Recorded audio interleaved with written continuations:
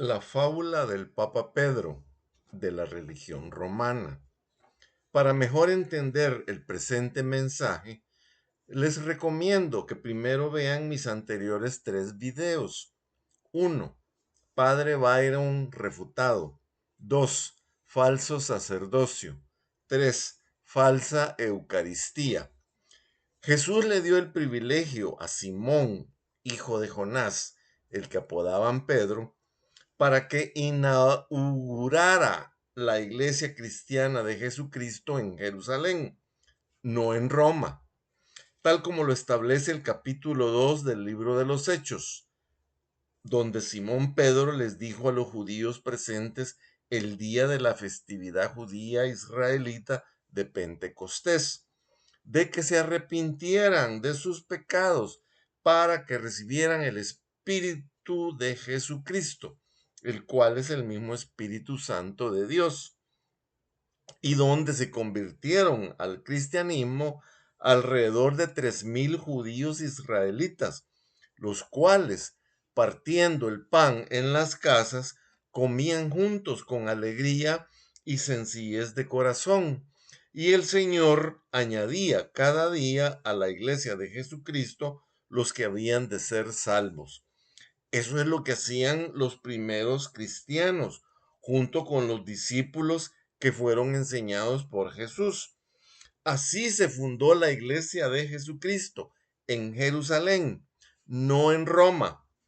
Noten que Simón Pedro no celebró ninguna misa, ni siquiera mencionó los ídolos llamados hostia, Eucaristía, transustanciación, ni hubo sacerdotes, ni cardenales, ni papas, porque obviamente y sin ninguna duda, toda esa parafernalia se inventó mucho tiempo después en Roma, especialmente en el año 1563 en el Concilio de Trento.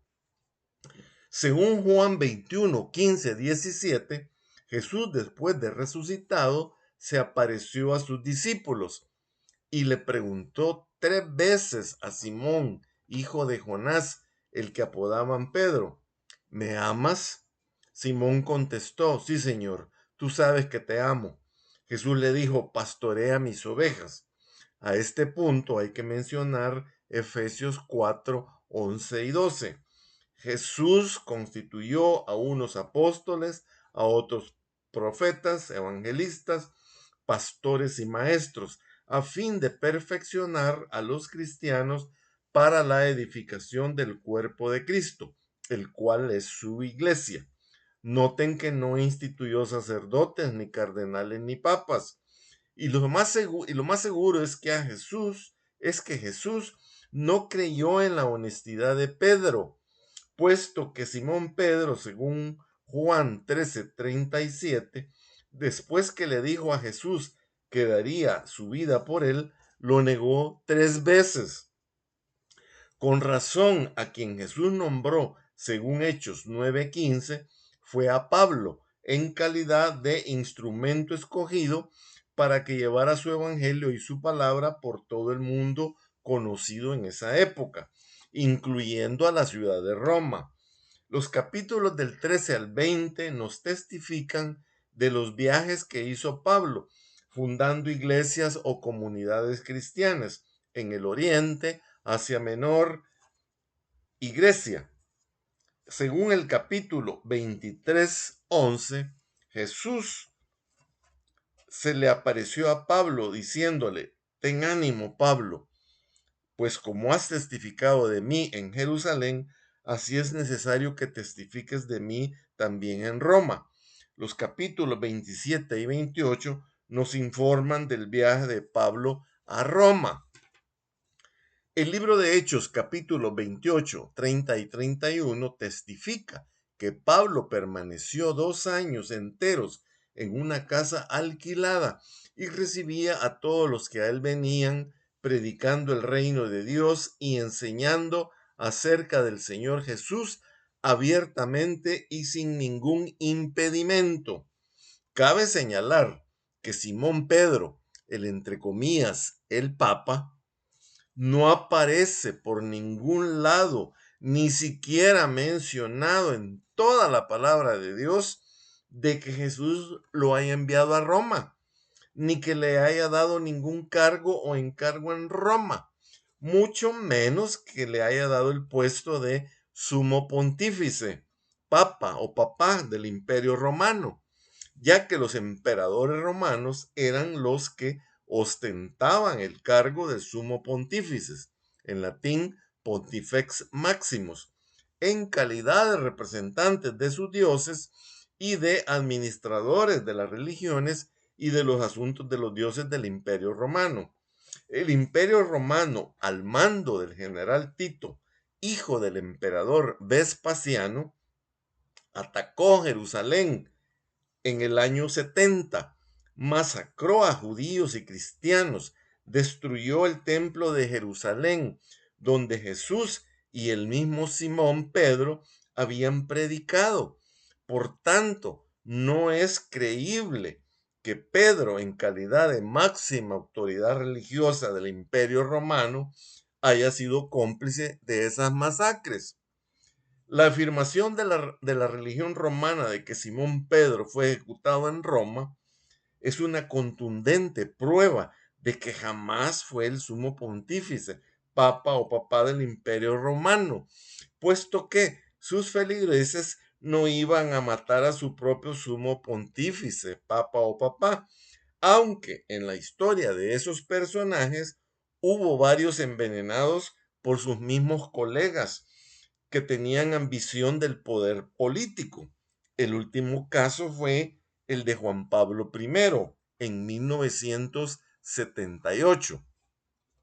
Durante el tiempo antes que cayera el Imperio Romano de Occidente, en el año 476, los emperadores eran los sumos pontífices y tenían todo el poder y autoridad para echar a los leones a quien ellos quisieran.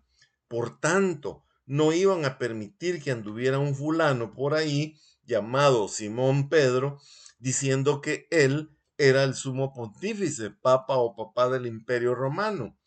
En el libro de Apocalipsis, a partir del capítulo 4, en una visión que Dios le dio a Juan, describe una puerta abierta, muchos ángeles, 24 ancianos y millones de seres vivientes alrededor del trono de Dios. Pero Simón, Pedro, no aparece por ningún lado con ninguna llaves para abrir las puertas del cielo. ¿Qué dice la enciclopedia de la religión romana? En cuanto a la duración de la actividad apostólica de Pedro en la capital romana, la continuidad o no de su residencia allí, los detalles y éxito de sus trabajos y la cronología de su arribo y de su muerte, todas esas cuestiones son inciertas y pueden resolverse solamente mediante hipótesis más o menos bien fundadas. En conclusión, nada concreto, solo hipótesis que jamás han sido probadas. Falsa sucesión apostólica. A los llamados papas o papás no los elige ninguna sucesión apostólica, como afirman los de la religión romana, sino que los elige un cónclave de los llamados cardenales y quienes pertenecen a bandos antagónicos entre ellos. Ahí hay marxistas, masones, conservadores, liberales, homosexuales y pedófilos, quienes se enfrascan en una contienda puramente sobre qué bando ostentará el poder político de sumo pontífice o monarca del Estado Vaticano. Y después de muchas votaciones, ya sean fraudulentas o no, deciden al lograr mayoría la elección del nuevo monarca. Y cuando ya el anterior monarca tiene varios días de estar bien muerto.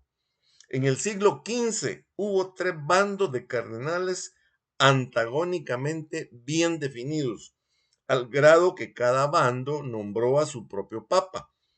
Ellos fueron Urbano VI, Clemente VII y Alejandro V.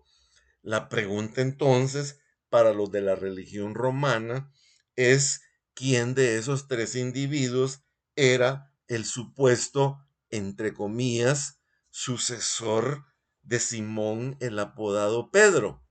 Muchas gracias por su atención.